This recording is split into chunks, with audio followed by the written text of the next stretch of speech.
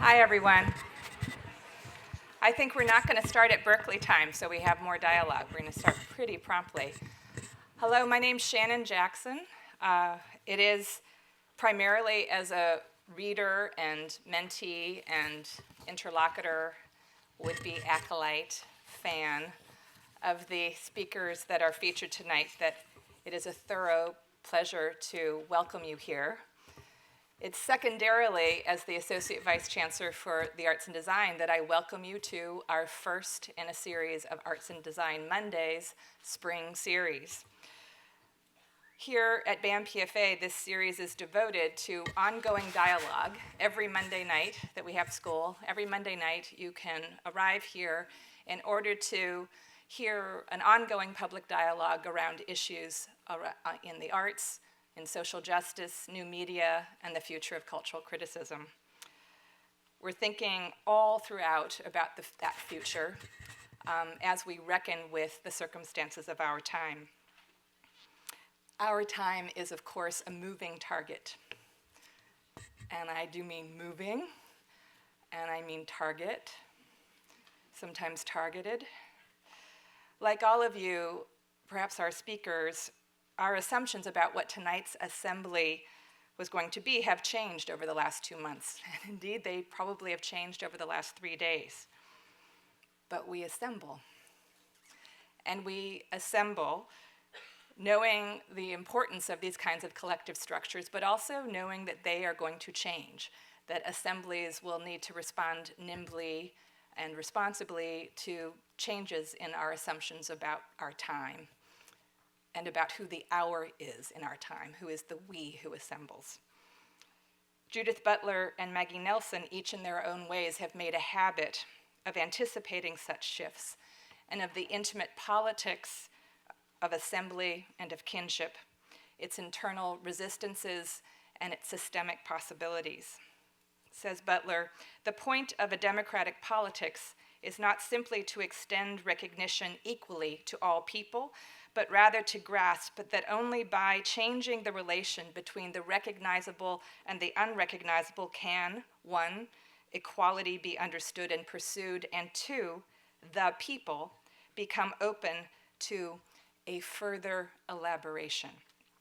Inclusion and recognition, she continues, have to be addressed as part of a temporally open democratic struggle. So what does it mean to maintain this democratic struggle with temporal openness, we might even ask tonight?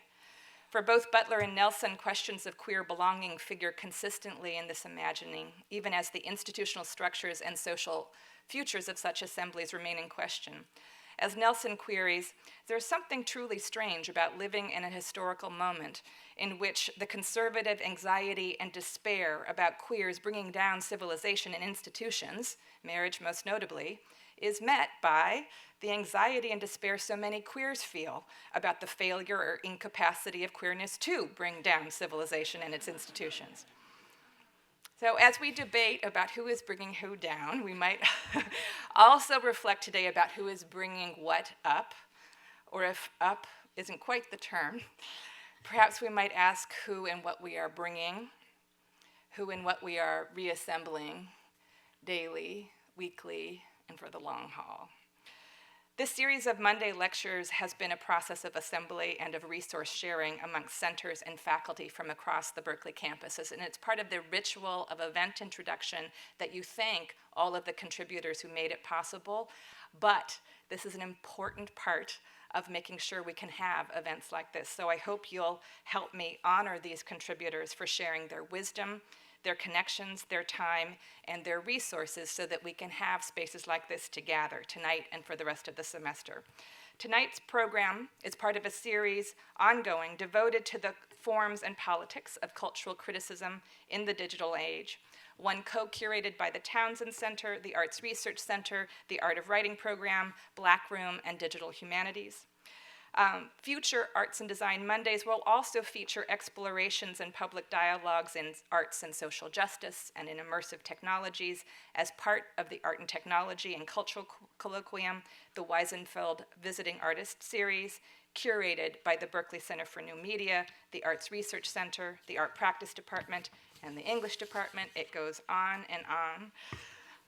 Because our campus is so wide-ranging and has so many partners and possibilities. And it has been about building trust and resources in order to make sure we could have a routine place to gather, that I am so thankful for our faculty collaborators, especially tonight, Director of the Townsend Center, Alan Tansman, and also so thankful for our staff, including BAMPFA staff members such as Sherry Goodman, standing there, Dave Taylor, as well as our campus staff collaborators, Colleen Barroso, Rebecca Eggers, and especially Lauren Pearson for providing the support structure that makes gathering like these possible.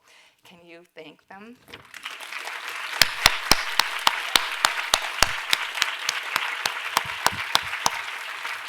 All right, this is an assembly built for you to use it, for you to struggle with it, and for you to be part of its further elaboration. And for those of you who need reminding about those who will elaborate tonight, Judith Butler is the Maxine Elliot Professor in the Department of Comparative Literature and Critical Theory at the University of California at Berkeley. She is the author of over a dozen groundbreaking books, including but not limited to Gender Trouble, Bodies That Matter, Excitable Speech, Precarious Lives. More recently, in 2015, she authored Senses of the Subject and Notes Toward a Performative Theory of Assembly. And in 2016, she published a co-edited volume, Vulnerability in Resistance, with Duke University Press. She's been the recipient of numerous international awards, including the Andrew Mellon Award for Distinguished Academic Achievement in the Humanities, the Adorno Prize from the City of Frankfurt in honor of her contributions to feminist and moral philosophy, the Brudner Prize from Yale University for Lifetime Achievement in Gay and Lesbian Studies, the Albert Magnus Professorship from the City of Cologne. She's received 9 honorary degrees. Her books have been translated into more than 20 languages, and most importantly, her ideas have transformed countless lives. And in case you don't know, Maggie Nelson is the author of 9 books of poetry and prose and has been on the faculty of the School of Critical Studies at CalArts since 2005, where she currently serves as the director of the Creative Writing Program. Her texts have forged new modes of nonfiction, bridging the theoretical and the autobiographical, exploring sexual violence, the media, as well as gay marriage, queer family making, and transgender politics. She was a finalist for the Norma Farber First Book Award for her 2001 work, and won a Susan M. Glassick Award for Interdisciplinary Scholarship for her critical work on the New York School Poets, Women, the New York School, and Other True Abstractions. She received the National Book Critics Circle Award for her most recent New York Times bestseller, The Argonauts. She's been the recipient of a Guggenheim Fellowship in Nonfiction, an NEA in Poetry, an Innovative Literature Fellowship from Creative Capital, an Arts Writer Fellowship from the Andy Warhol Foundation, and in the fall of 2016, she was recorded a MacArthur, do we say the G word, fellowship. These two will be joined by Jocelyn Seidenberg, who will serve as moderator for the evening. Seidenberg is a doctoral student in comparative literature here at UC Berkeley. Her dissertation, Survival's Echo Otherwise, Itinerant Reading and Corresponding Listening, takes as its point of departure a constellation of poetic texts from classical Greek, Latin, and contemporary Anglophone writers, whose works seek to transform readers and to disrupt normative accounts of history, the natural world, and causality. Seidenberg has been a contributor to a range of projects, including those hosted by the Belladonna Collective, Second Floor Projects, SF MoMA's Open Space, and many others, and is someone whose style and method are motivated by the belief that the imbrication of form and content, sound and sense generates new forms of being, alternate histories and voices. We thought she was the perfect person to guide tonight's exchange. So, perhaps the three can rise, and we'll welcome Maggie to the lectern.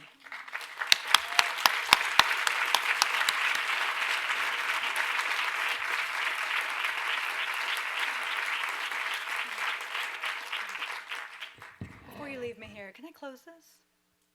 Or do we need it up? I can. Okay. Hi. Sorry, everybody. Oh my gosh, it's so great to be here. Oh, look, bad things happened. Okay. I'm sorry. You want me to? Can I put it to the side and open it? Will that help you? Okay. Or whatever you want. Okay. I don't want to make it a mess. Okay.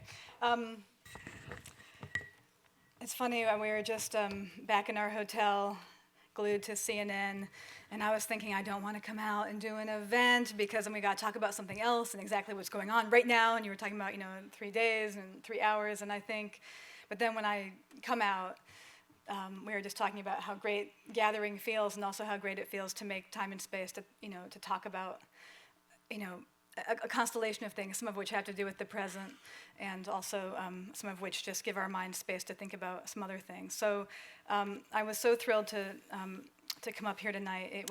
There'd be no way in the world for me to overstate how important Judith Butler's work has been to my writing life and my personhood, as you were mentioning, to so many others. But I was just clarifying to get the fact check that it is true that I think I read Gender Trouble when I was 17, the year that it came out, and I've read every book that you just mentioned since, all along the way, and sometimes I was looking through work to read to you tonight that might, that either had, Judith Butler in the notes or that referenced, her directly, and I thought, and then it was just, I just ended up bringing all my books down off the shelf because it was everywhere, so it was hard to decide, but I thought that I would read to you, and I also, I'm ashamed and mortified that I'm the only person reading, but Judith has opted not to read, so I'm going, but it's not because I want that to be the situation per se.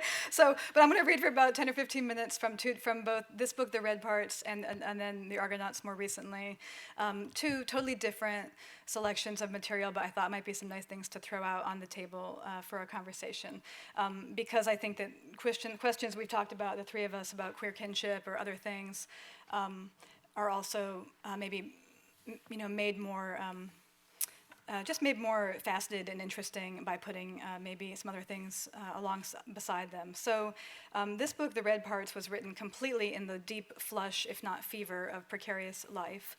And the question that has now, become a household phrase, but about, which lives are, what makes life grievable, what makes a life livable, was kind of the entire ontological structure for three books that I wrote about sexual violence, Jane and Murder, The Red Parts, and then a book called The Art of Cruelty. And everything really in them was filtered through the lenses of some of those chapters. So I'll read you a little bit for that reason. Oh, I forgot my water. Oh, that's not my water. I'll grab a water from over here. So I'll read just a little bit from The Red Parts. This book came out in 2005. Oh, 2007. I can't remember. I don't know, but it was very gratefully reissued.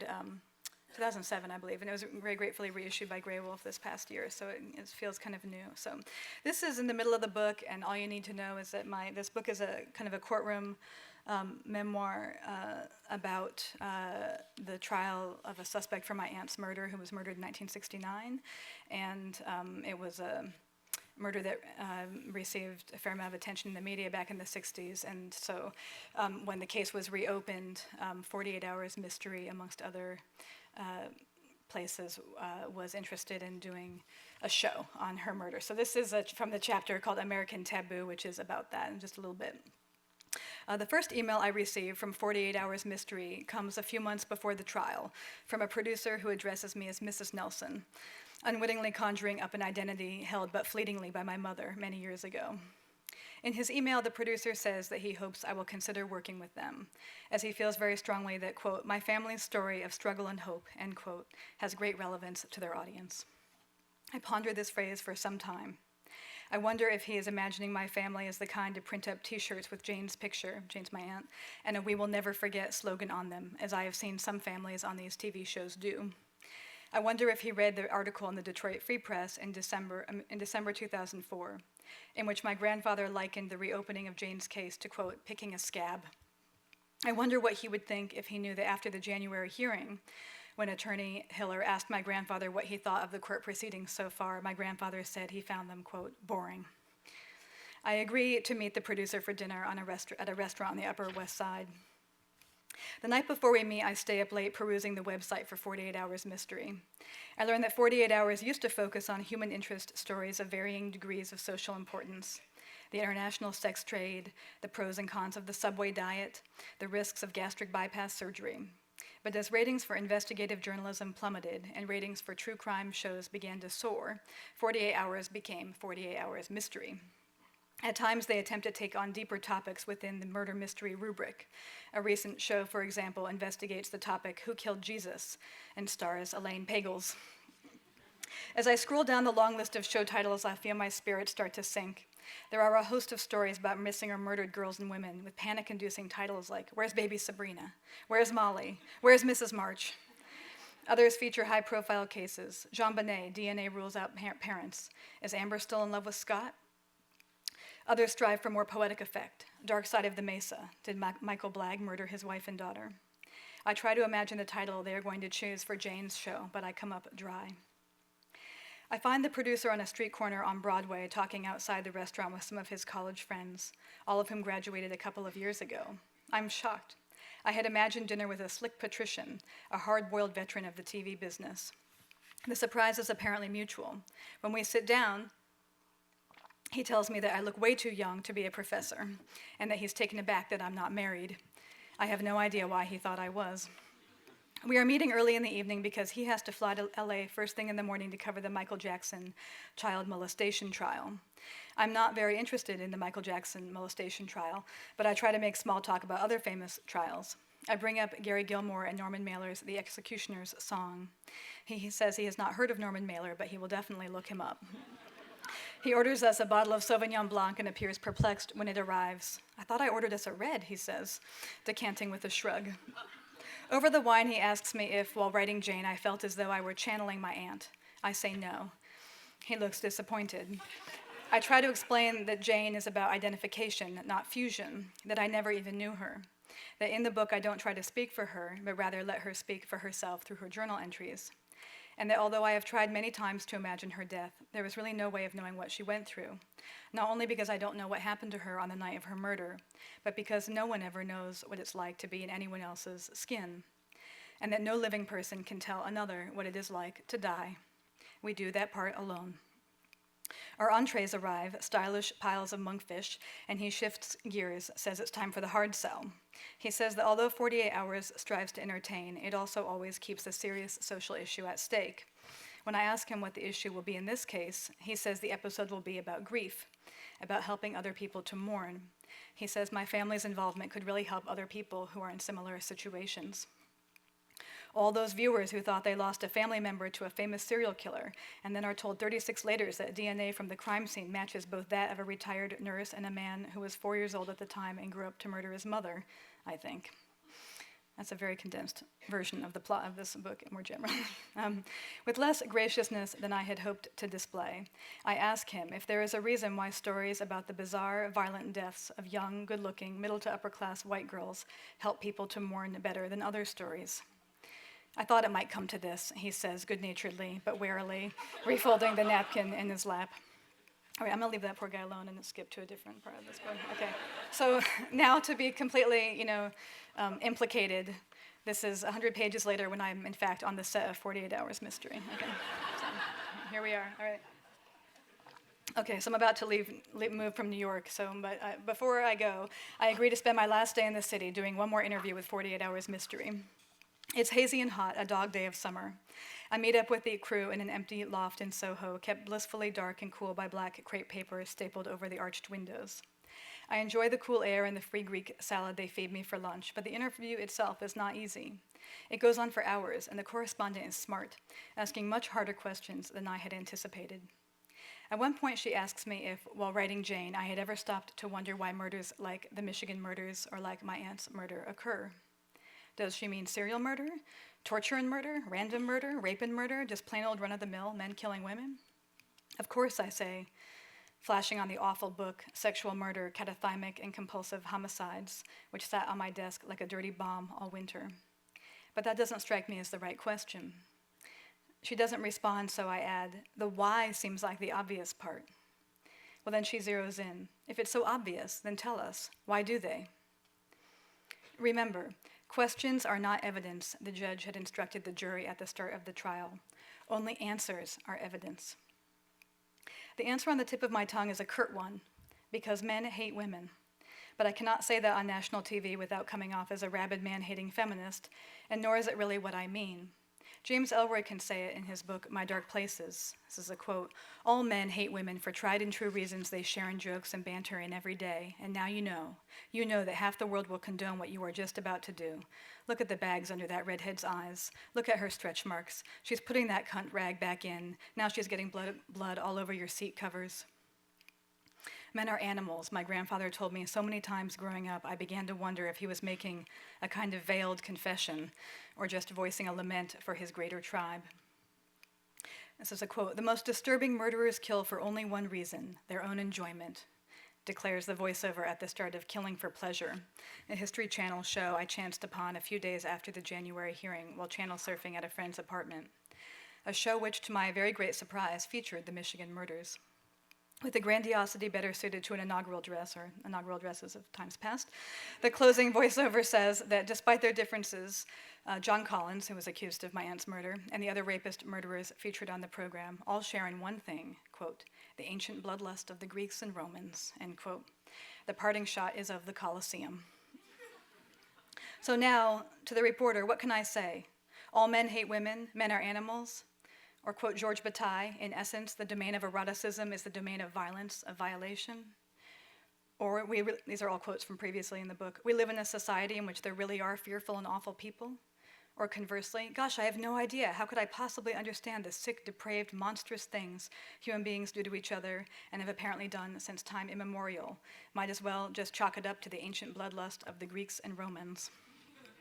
But both of those answers come out of a script, and it's a script I want out of.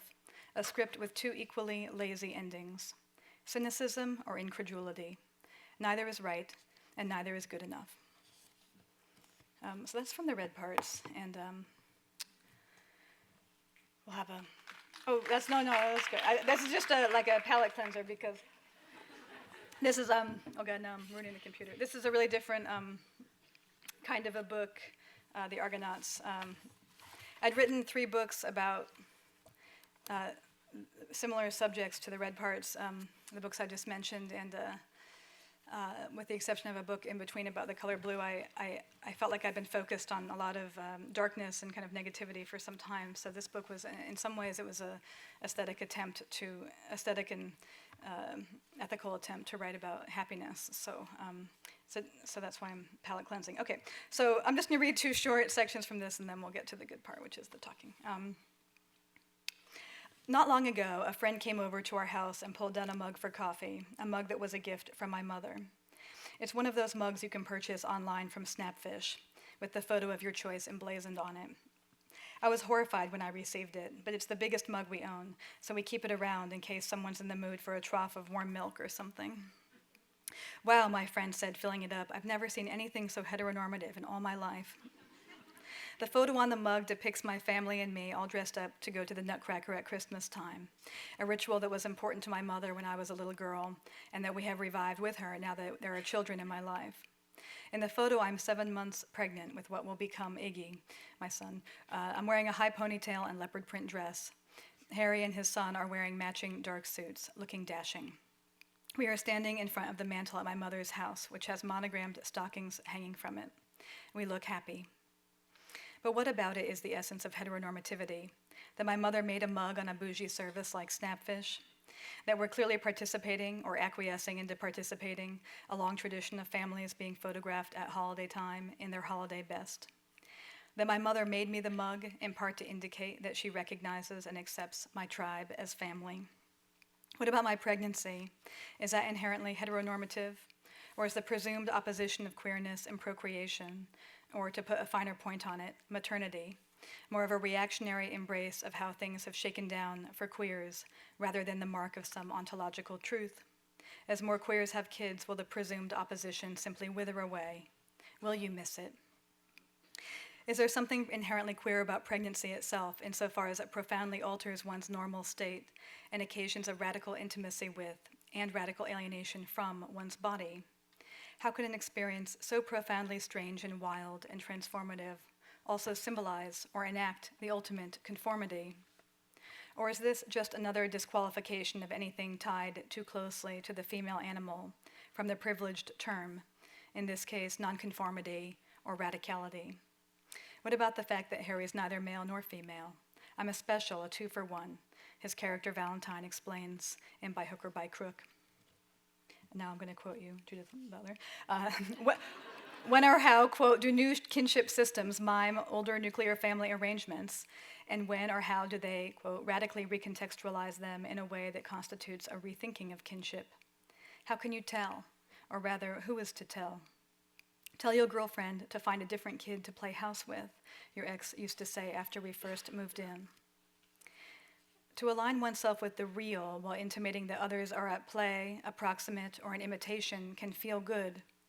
But any fixed claim on realness, especially when it is tied to an identity, also has its finger in psychosis. Lacan says, if a man who thinks he is a king is mad, a king who thinks he is a king is no less so. Perhaps this is why Winnicott's notion of feeling real is so moving to me. One can aspire to feel real. One can help others to feel real. One can oneself feel real. A feeling Winnicott describes as the collected primary sensation of aliveness. The aliveness is a quote of body tissues and working body functions, including the heart's action and breathing, which makes spontaneous gesture possible. For Winnicott, feeling real is not reactive to external stimuli, nor is it an identity. It is a sensation that spreads. Among other things, it makes one want to live.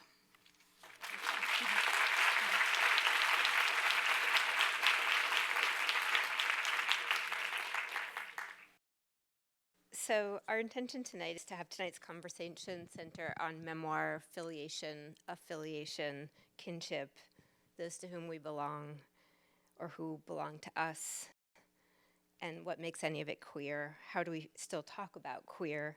How do we choose, and in what sense is it a choice, who we depend on and on whom we depend? Well, first of all, let me also welcome you here. Thank you. It's just a great pleasure to have you here. I thank you for this opportunity. I also just wanted to say that I was struck by what you said about trying to come to terms with this murder that has been part of your autobiographical legacy and your own efforts to arrive at a position that was neither cynicism nor incredulity. And I'm thinking about what it means to steer between incredulity and cynicism.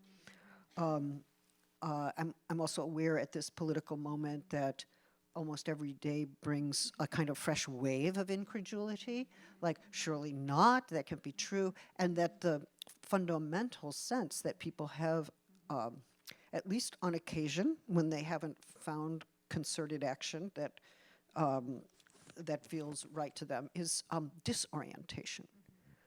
Like, what world am I living in? What time is this? What has happened? What will happen? Where is there predictability or regularity, or are we now in a kind of time and space where we're not exactly sure how to arrive at orientation?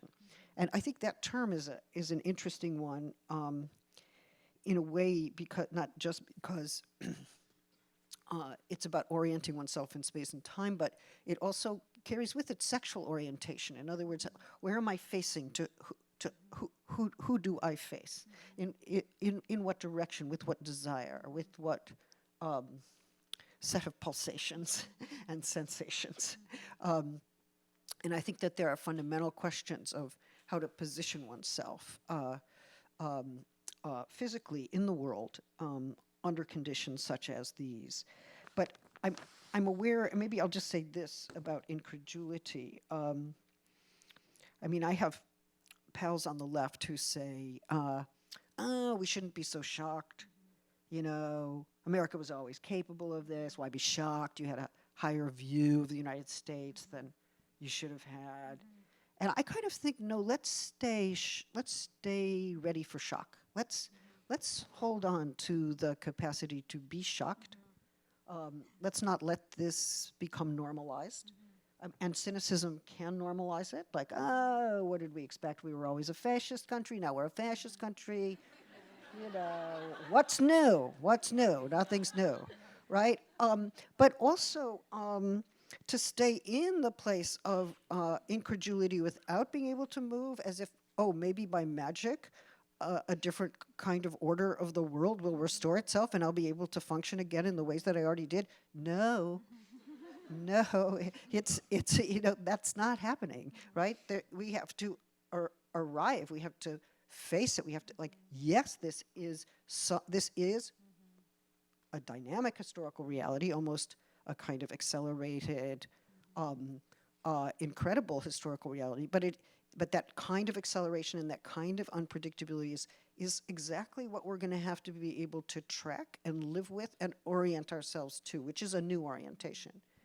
And I think that maybe in some ways we, in order to deal with this unpredictability, we have to be at least partially unpredictable for ourselves and find the ways in that are perhaps not straightforward. Maybe a queer way in, maybe a queer approach to disorientation, maybe a moment in which we start to think about orientation in another way. But I also appreciated very much, well, many issues here, but one question about social forms like marriage or pregnancy as a social form, or I guess we could include monogamy, or we could include forms of gift giving. It's always possible to say, well, I can't be part of any of those things because they are heteronormative, and I need to stay in a place that's purified of heteronormativity. Because why? Because I'm pure. Right? Because purity is my highest value. It's like, I don't think so. I don't think that's a good idea. You know, and I think being implicated in a lot of social structures as we are, right? It's a difficult kind of navigation, like how to be a family, or how to be a couple, God forbid, or how to be, how to live with others, where yes, social forms are structuring, but they're also being kind of oddly improvised or revised as one goes along. And I'm just thinking. That's something of a practiced improvisation in the middle of social structures that cut both ways always, and cut several ways always, is probably what's up right now. I mean, who are we allies with? Like, oh no, I'm not going to be allies with state officials who are opposing the Trump administration because they're state officials. It's like, well, I don't know, folks. Maybe that's the ally you did not expect to have, right? Who's saying, I'm not implementing DACA. I'm not implementing this travel ban, right? So doesn't mean you have to love that person. Doesn't mean you have to identify fully. Doesn't mean you have to share breakfast, right? But there is, that's a queer alliance if there ever was one. Right? Like, okay, so we get like unpredictable, improvised, in some sense a response to historical necessity and new conditions, right? So something of that maybe is a queer way of trying to avert cynicism and incredulity as kind of permanent positions, Anyway, sorry, I went on too long.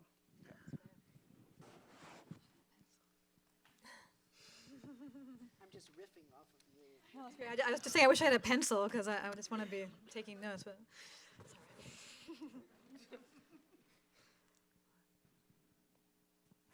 I mean, I'll just say one thing about that. It strikes me when I was reading that passage about feeling real that, one thing I think that book was trying to do was impart,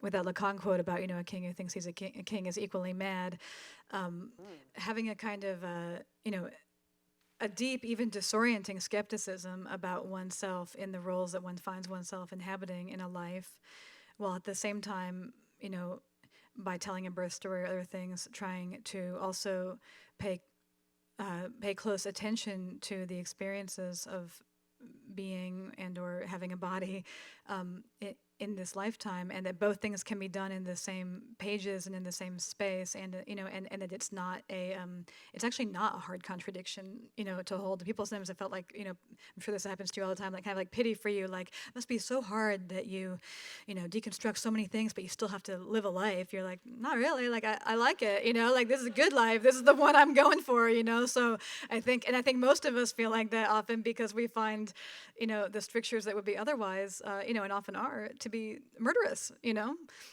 murderous. Yeah. So, yeah. It's with you there. Oh, sorry. So thinking about the sort of tensions that are like challenging and enabling to hold in one's life and one's writing, this is a question for both of you, is that you both take up the importance of nomination, whether it's naming a provisional collectivity, a provisional we, or whether it's the naming of a boat whose planks are always being remade. And at the same time, in both your writings, you have tremendous sensitivity to the very indeterminacy of language, its excesses, its gaps, it's the way that it escapes nomination itself. And so I just wanted hopefully to hear from both of you about how, through your own writing practice, how you experience and feel those kinds of tensions.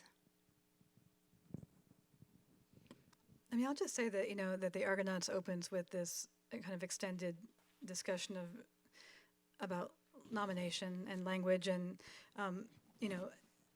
and about words being good enough or not being good enough to, whether or not, as Wittgenstein had it, the inexpressible is contained inexpressibly in what we express, or whether or not we need to, how to make space for ineffable, or, do you chase it down with hooks, or what do you do? Anyway, but to me, that conversation about language that begins that book, and I tell this story because I think it's actually, if not cribbed, it's just kind of probably became part of my DNA from Judith's work, was that, people often talk about that book as about gender. To me, that the instigating conversation about language is kind of more the umbrella of which gender to me seems like an instance of what I'm talking about, but it doesn't. But I mean it to flicker. I don't mean it to be about language or about gender. That would be a fallacy, I think. But the goal of it in a way was to set those two things in motion. Kind of, not to be too corny with the puns, but you kind of set those sails of ship like side by side, and let them roll, because they are so. Obviously, in Judith's work, it's taught everybody about the discursive qualities of gender. So,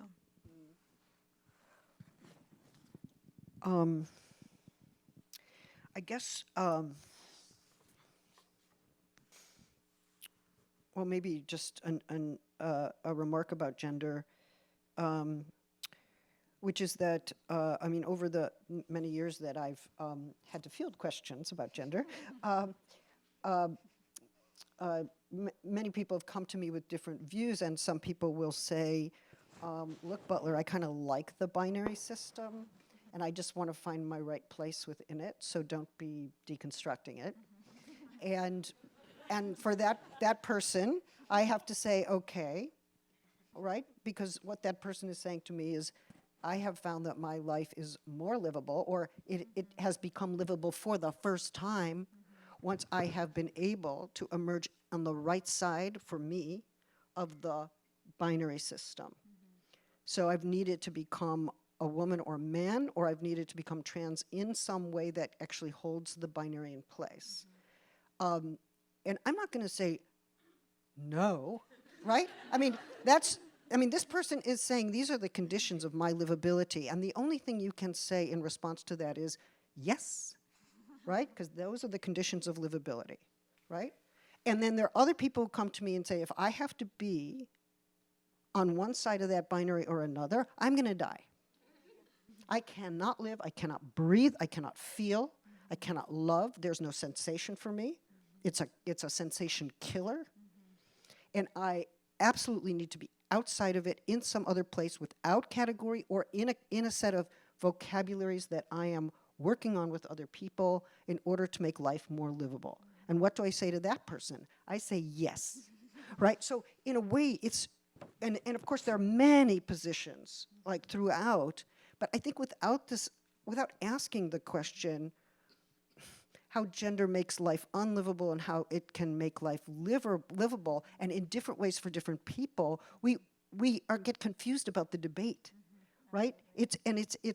People expect me to say, oh, no, the binary has to be deconstructed and it's like, no, I mean, perhaps for me, right? I mean, that is true, and maybe theory carries autobiography in a way that is not always fully confessed.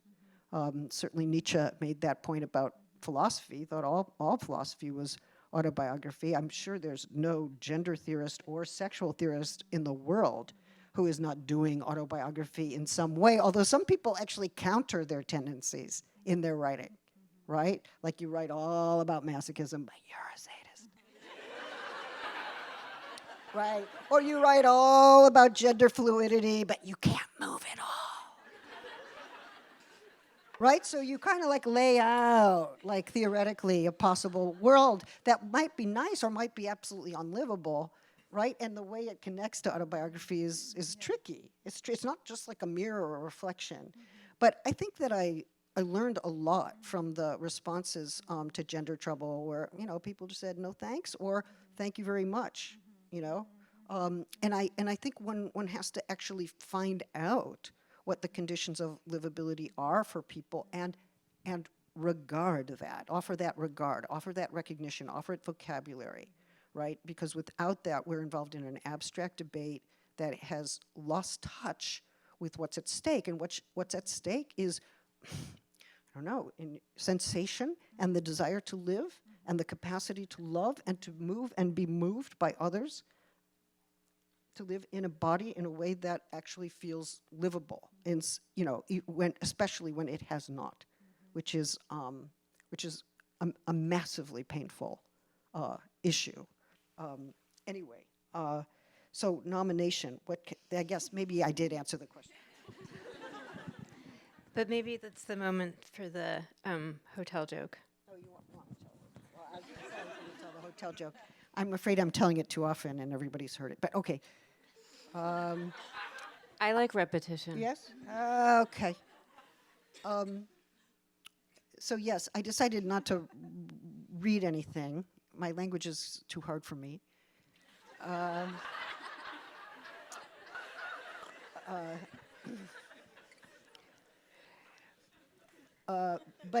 But this is what happened to me. I went into a hotel room in London, and I was late with grades, and I had to connect to the internet, and the internet wasn't working, and there's a knock at the door, and I'm aware that, grades have to be in at Berkeley at a certain time. It's like, trying, can't get through. And then a guy is there, tall guy. I don't know, I'm short, it mattered to me he was tall. And he says, excuse me, Mr. Madam, Mr. Madam, Mr. Madam, Mr. Madam, Mr. Madam, Mr. Madam, Mr. Madam, whoa, like went accelerated, like, and it couldn't stop, and so I realized I needed to make an intervention, right, because things were out of control, and so I was a little nasty, I'm afraid, and I said, what are you here for? And he said, well, I'm supposed to check the mini bar, Mr. Madam, Mr. Madam. And it starts again. And I said, is it necessary to determine my gender in order to check the mini bar? Okay, nasty. I'm nasty, right? I'm nasty. And I did actually immediately feel some guilt, right? Because it wasn't a very kind thing to do. And I could have given him a pronoun or allowed it to just go. And in most cases, I will fill in the gap in whatever way feels comfortable just to move on with the business of life. Since apparently, you can't even order a meal in Berkeley without being a lady. No. Ladies, woo! Okay. I argue 1 out of 10 times But then 9 times I just want to get the food. Okay. Anyway, this poor gentleman, finally, he managed, I said I just arrived, there was no purchase from the minibar, and he left. And then later I thought about all the repercussions of this, and I thought, he's a worker. And I'm paying, I'm staying in this, reasonably nice hotel, and he was trying to be polite. Gender was for him the marker of politeness. He wanted to offer the recognition of gender so that he wasn't just bluntly asking me a question like, can I come in? Like, without addressing me. In other words, he had no way to address me without gender, but by addressing me in that way, he was actually offending me. It was his effort at hospitality, and I registered it as offense, right? And so, in fact, he and I would have had to have a much longer conversation to kind of get to that. But I did realize that, we can't disarticulate gender from questions of class or questions of race, or how that exchange of interpolation is situated in broader social structures. That's really the truth of the matter. So I felt such guilt about it. The next day I walked into the women's locker room, and somebody looked, I don't know what was going on with me, short hair, something, I don't know. And so, and one of the women says, excuse me, this is for the ladies.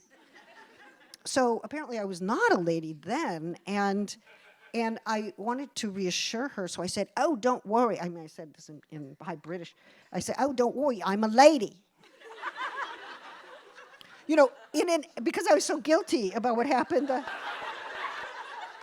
And then she kind of like looked at me, she's like, you're a lady, I don't know. She said to her friend, let's get out of here, Anyway, this is part of my ongoing confusions.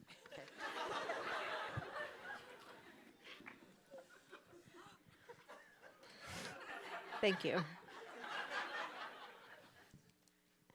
I know the lady thing really sucks. It's everywhere.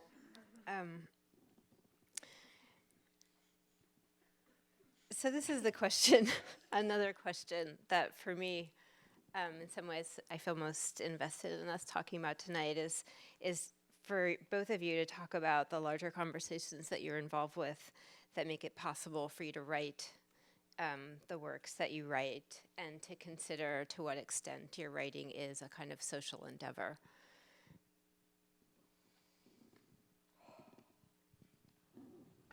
I guess I'll just say I've been really interested in this question lately because, I think back to the question of nomination, like I always want to know, Wittgenstein has that great passage, he's talking about if I say God, or if I say pain, or if I say blue, how do we know we're talking about the same thing? And, such as it is with lady or any term, and those kind of conundrums really, they fascinate me. I'm very attracted to them, which is to say, when people talk about the social or antisocial or the asocial, I often don't, I'm often very curious as to what we're talking about insofar as that, I was at an event last night, and I was talking about earlier today about this movie, The Murder of Fred Hampton, and kind of revisiting the Panthers' history. And there was and we were talking about education in the Black Panther Party, and about the notion of someone said on the stage, you should never read alone.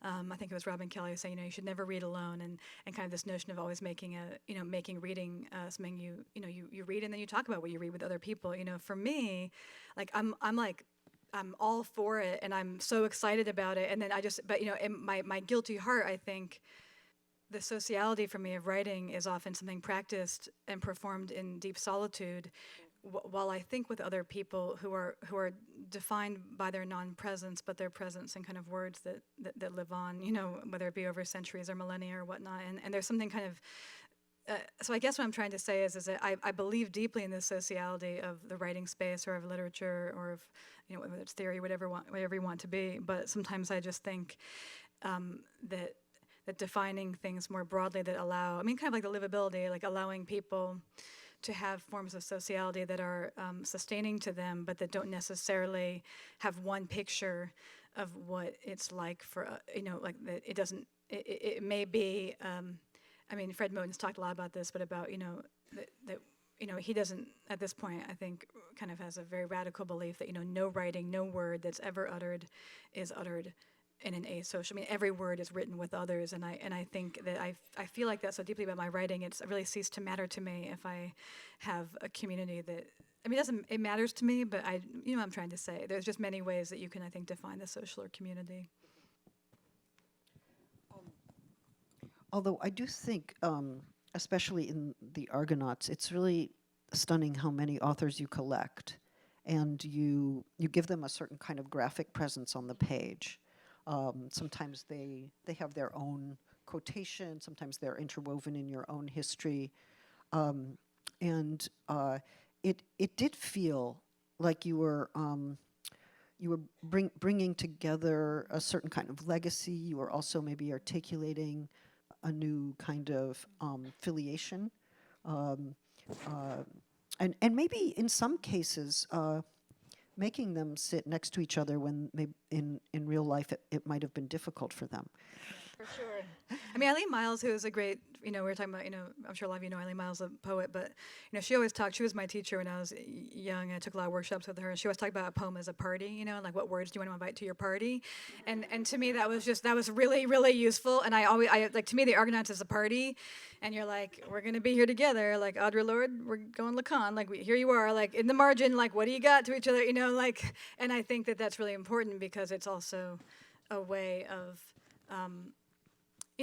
it's. I mean, as we all know, you have to make people talk to each other because certain people are thought of as, in one conversation, other people are, not allowed in or are policed, about whose work is, serious or matters or in what world it can circulate. So to me, that notion of the part of the poem is the parties, it extends to all works and is really important, But there's also something in the writing that works against the academic tendency to occupy a single position, like, oh, I do queer theory, or I do autobiography, or I do race studies, or I'm interested in women artists.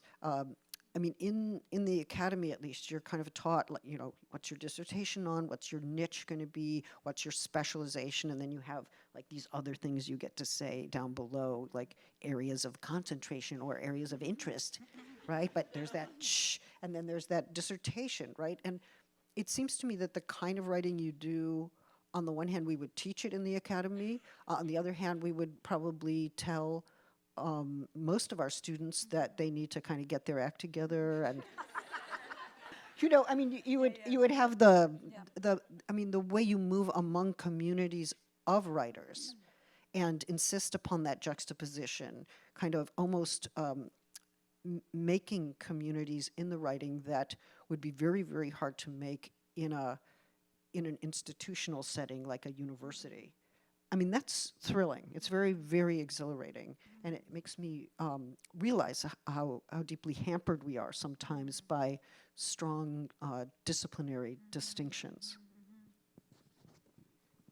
I guess when I was thinking about conversation, I didn't really mean in person. I mean, I think we live and write and think with the dead as much as we do with the living. So but I do, I mean, from my perspective, like I write and read with those who I write and read, and a big part of that is a lived experience in a community of writers. And I can't imagine that my writing would exist without that community in some ways. So I guess my sense of social is a kind of, maybe we could think about friendship, or we could think about channeling the dead. It doesn't have to be, the sort of social formations that are most available necessarily. I guess just on an autobiographical level, I think I imbibed really heavy friendships in my youth. that like all writing was done. As a surrealist credo, poetry is written by all, and I think, and that was all. I think that's very common. People in your early 20s or whatever. I think for me personally, I've really moved into, just as a writer, a really different kind of writing life. I don't judge it as better or worse, but it has become radically more private. But it also, to me, is that poetry was very communal in a certain way, not in the poetry made by all, like we're gonna sit around and write, centos together or whatever, but that it was, the formation of the entire enterprise was a social. I mean, I worked at the Poetry Project at St. Mark's, and it was like a socially shared space. I find that the kind of attention and length of time that long prose thoughts ask of you, it just has a different rhythm in terms of how much, and also to solve really long problems in a piece of writing.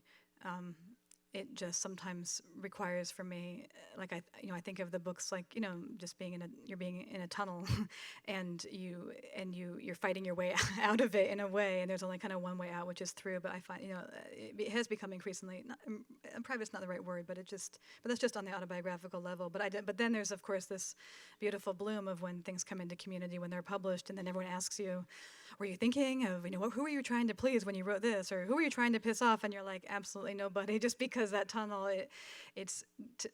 to me, it's utterly determined by a deafness to the idea of audience, which it's not, everyone doesn't write like that at all, and again, whatever makes the writing possible or livable for you, but that's just for me. Well, I wonder if sometimes we don't seek to produce an audience. In other words, we make an appeal, or we address someone, anyone, and see who comes.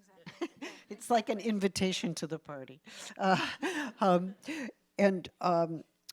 guess maybe I would just add this about my own work, which I think might be different from yours, which is that I sort of expect people to just take what they want from what I write, and I don't mind that. Move around in it, see what works for you, take it, make use of it in another way. In effect, I expect it to be shredded, but for the pieces to then circulate anew and come back to me and give me something that I didn't expect to find.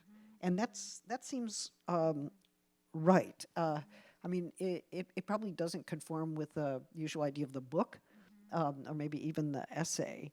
But I presume that I'm going to be read in part and not read in part, depending, how you enter and what is accessible or what is useful. Right, the way that a book is written is so different than the way that it's read. I mean, that's an obvious kind of statement, that you're so inside of this process of discovery or inquiry through the writing, but then when it's received, it's read as if it was all already there. And so it's a really different kind of, but it seems like for both of you, reading is really a huge part of the process of writing. Well, it's like what I tell my students is that if you're going to write for my class, you have to have a reading in your writing. So it's the idea of having a reading, which I still believe in. I think it makes me old-fashioned. Is important as part of writing. So I actually think of them as completely bound up with one another. So I just got a sign saying that it's time to open it up to the audience and to questions that you all might have for Judith or Maggie, or comments on the conversation that's already taken place.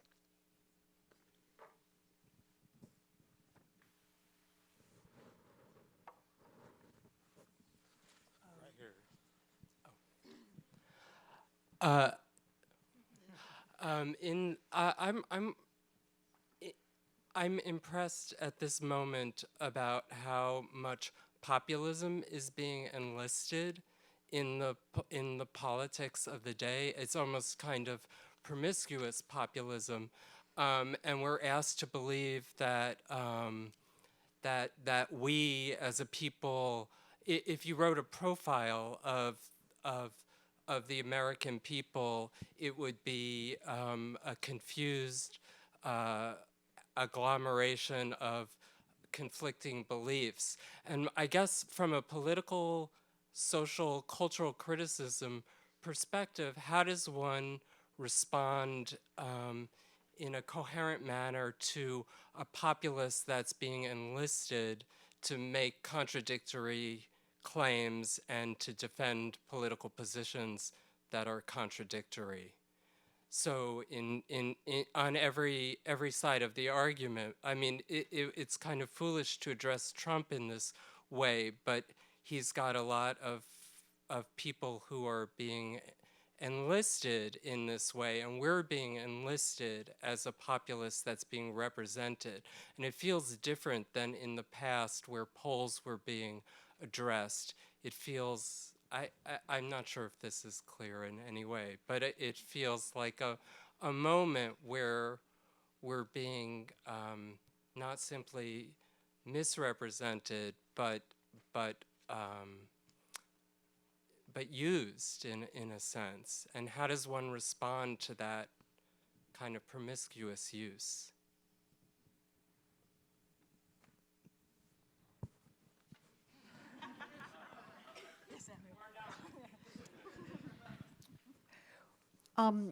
It seems to me that there are two different parts of your remark that I find myself responding to. The first is about populism, and what does it mean that that term is now at the forefront of our political discourse. But then the second might be a different question, which is if we are part of the American people, and I don't assume that everybody here is, but if some of us understand ourselves as part of the American people in general, to what extent is reference to the people being used, enlisted, and misrepresented in some of the heinous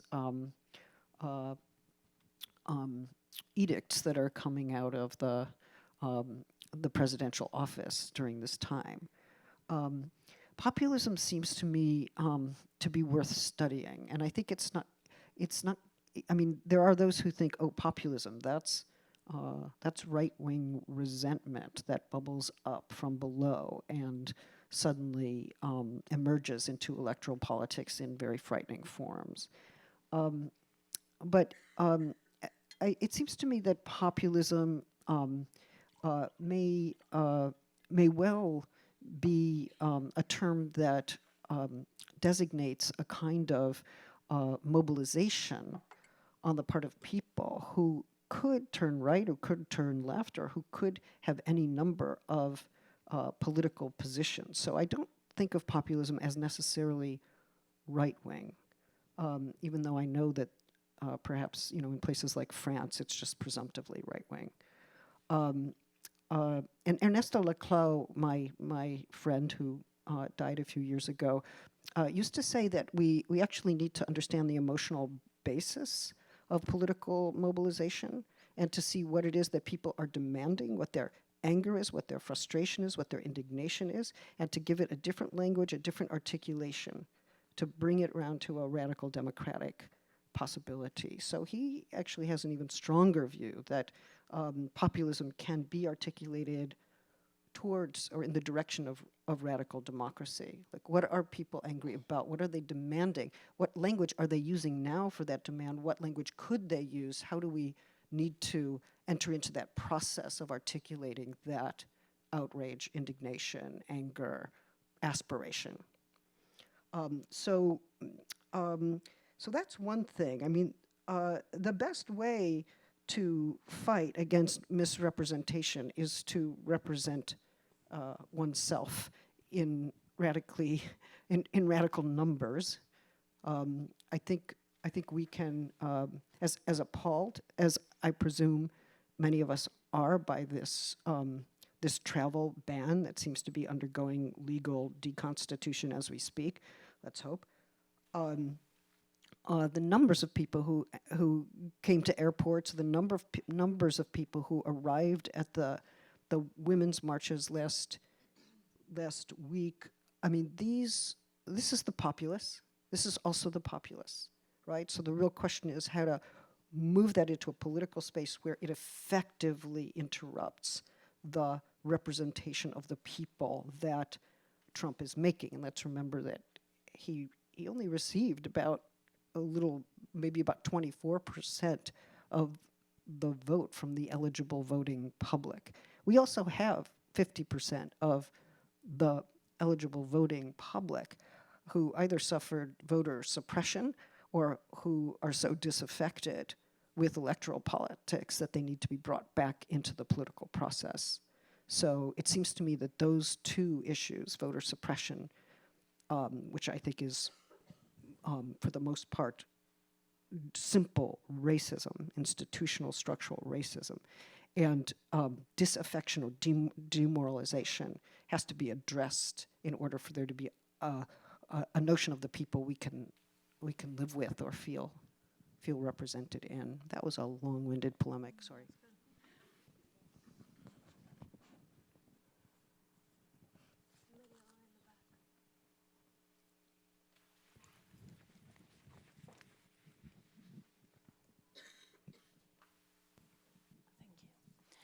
I would like to address Judith Butler. I want to make two questions. One is if you use the word queer in the sense of non-normative, and the other one is when you were discussing about identities and how we're marked. I am for being addressed as a person. I think everyone will be happy to be addressed as a person. Like when I write an email to someone, I don't know who he is or she is, right? I now put, dear person who receives the emails. I mean, I'm very thoughtful. After this year, I've been in Berkeley, right, with the Women and Gender Department, and I don't know. I wonder, what do you think about that? If there is a space that we could all live as a person without having to be addressed in our passports and everywhere like a man or a woman, who cares? Right, but we have to put it into everyday's life. That's my point of view, and I would like to know yours, please.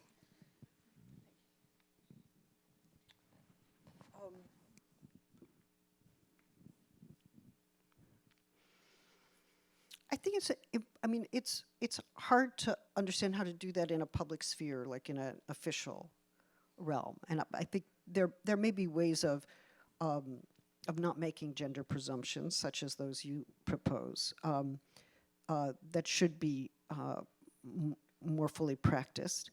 I always think the best thing to do, though, is to actually ask a person.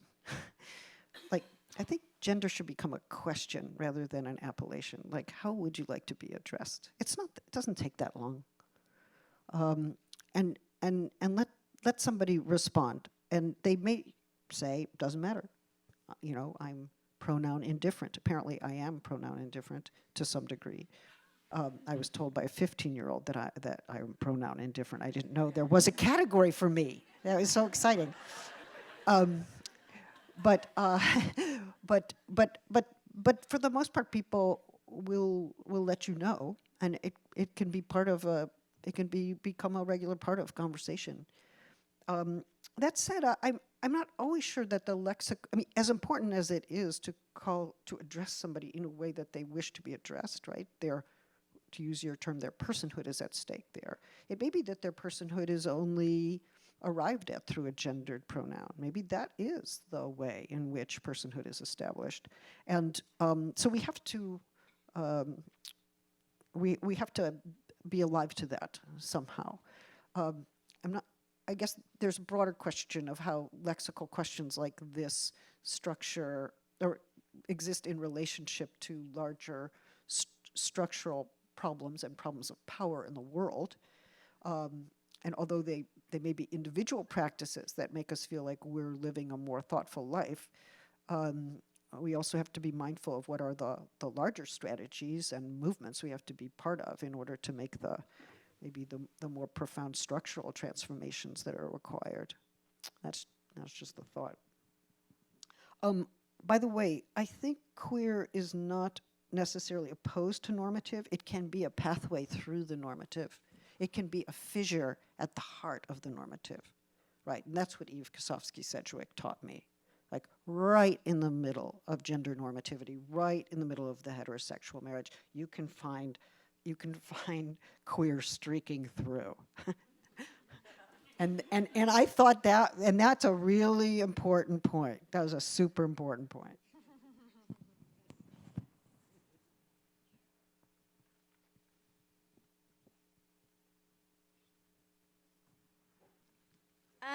This is for Maggie Nelson. In the Argonauts, you stated that there was this like sensation of aliveness associated with feeling real, and that it's not an identity and that it's a sensation. And my question is just, who defines this sensation of reality? Is it personal, communal, cultural?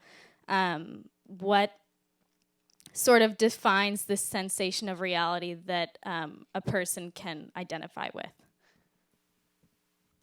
Interesting. I mean, that passage was quoting Winnicott, who's a British child psychologist, and I don't think for him quite feeling real would be the same thing as a sense of reality. I think they'd be a little bit different, and so I think that's why I was kind of emphasizing this sensation, which is that. I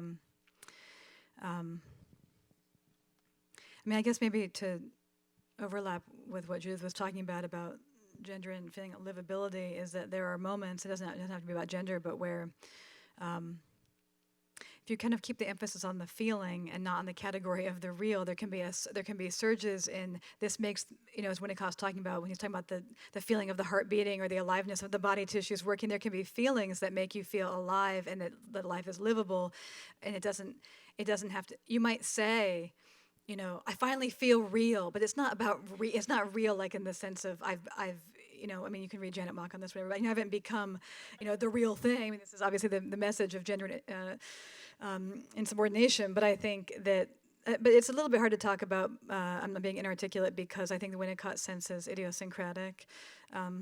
It's not Lacanian real, it's not what we mean generally when we speak about reality, and I think it's, I've been accused of cherry picking things from theorists and then bending their meaning in my work, but what I do try and do is give enough of their concept, just enough to indicate that this is not what you, again with that notion of like when we say God or we say blue or we say pain, like to give enough of their concept so that that his feeling real is a distinct category of experience, and yeah.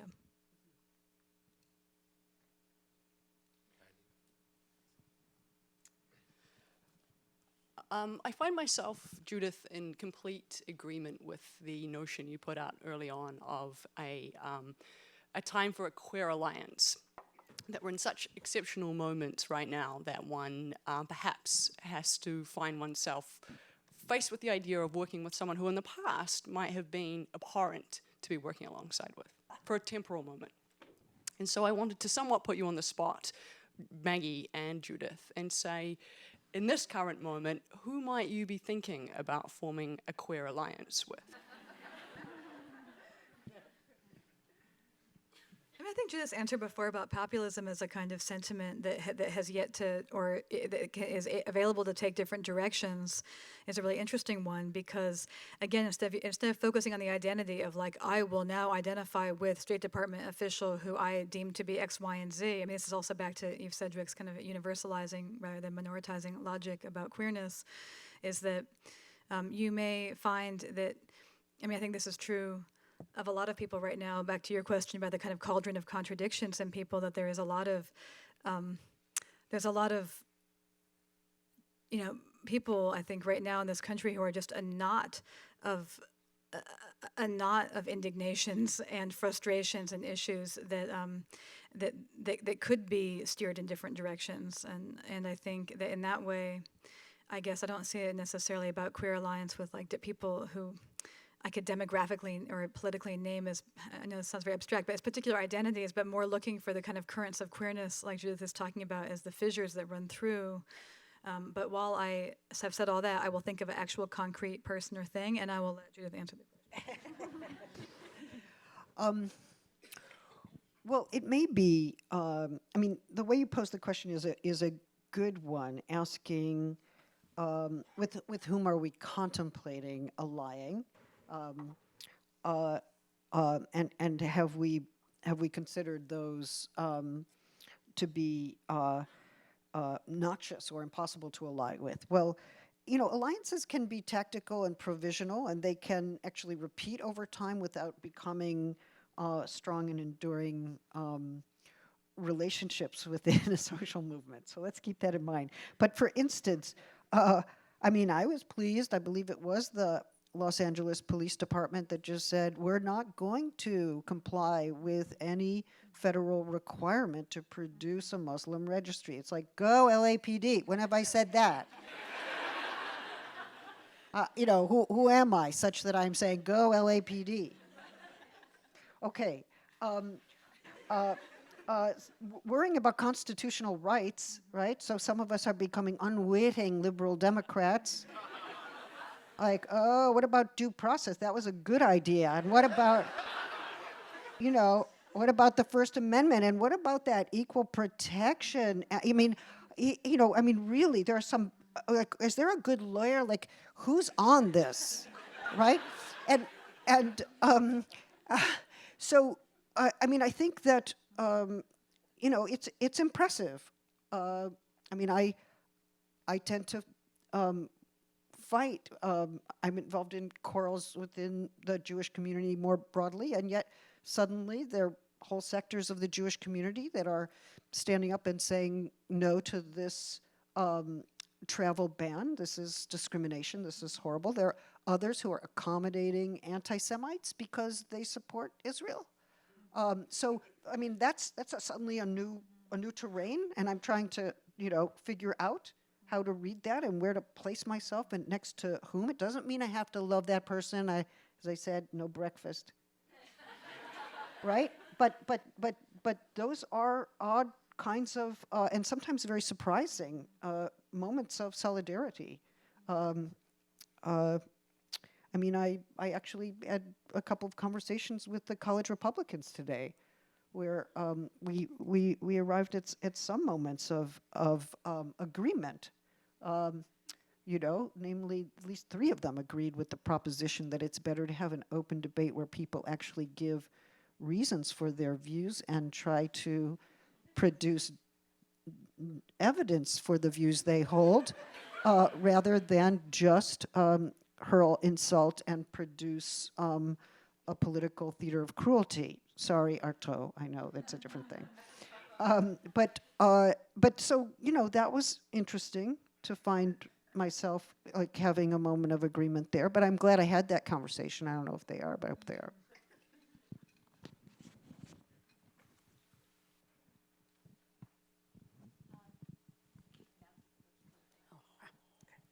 This will be the last question. Okay, cool. Excuse me. Now I'm nervous. So this question's actually for you, Maggie Nelson, about how a writer specifically can reconcile writing about other people or other characters, particularly people who are close to you and people you love, with the genre of autobiography, and the word auto obviously pertaining to the self specifically. And do you find that in doing so you either silence that character's voice or give them a voice, or is it, well, a fissure or something? Is it sort of a queering of the sort?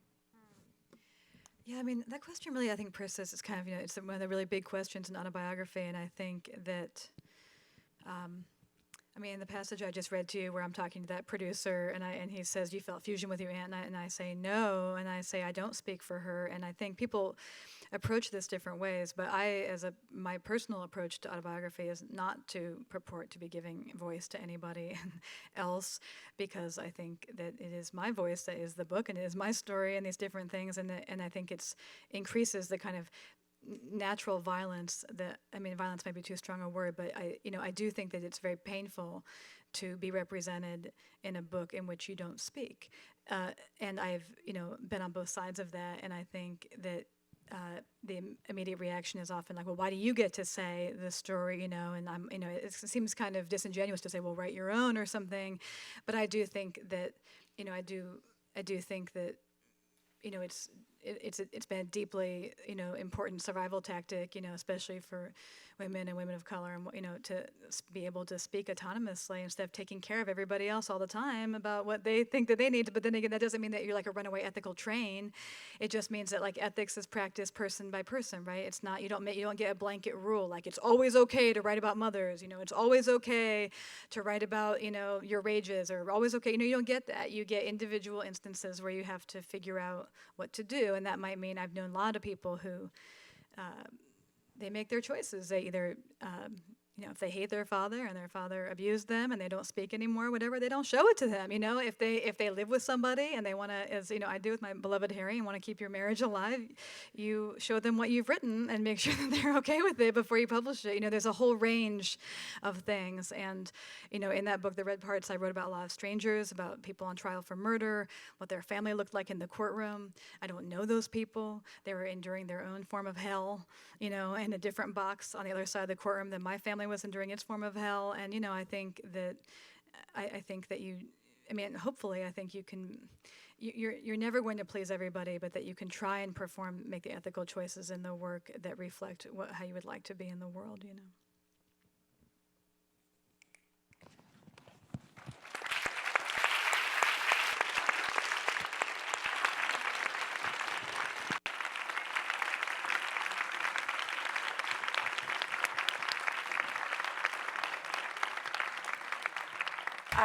Can I, first of all, I want to thank our incredible interlocutors and also BAMPFA for opening the theater for us on a dark night.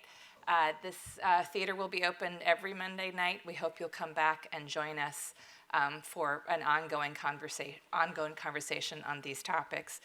I actually just, if you don't mind, I had another quote from Maggie Nelson that I didn't get to share that seems actually so important next to what Judith ended up provoking us to think about around queer alliance. So if we can give her still a last word via my voice, perhaps it's the word radical that needs rethinking. But what could we angle ourselves toward instead, or in addition? Openness? Is that good enough? Strong enough? You're the only one who knows when you're using things to protect yourself and keep your ego together, and when you're opening and letting things fall apart, letting the world come as it is, working with it rather than struggling against it. You're the only one who knows, and the thing is, even you don't always know. All right, here's to not knowing.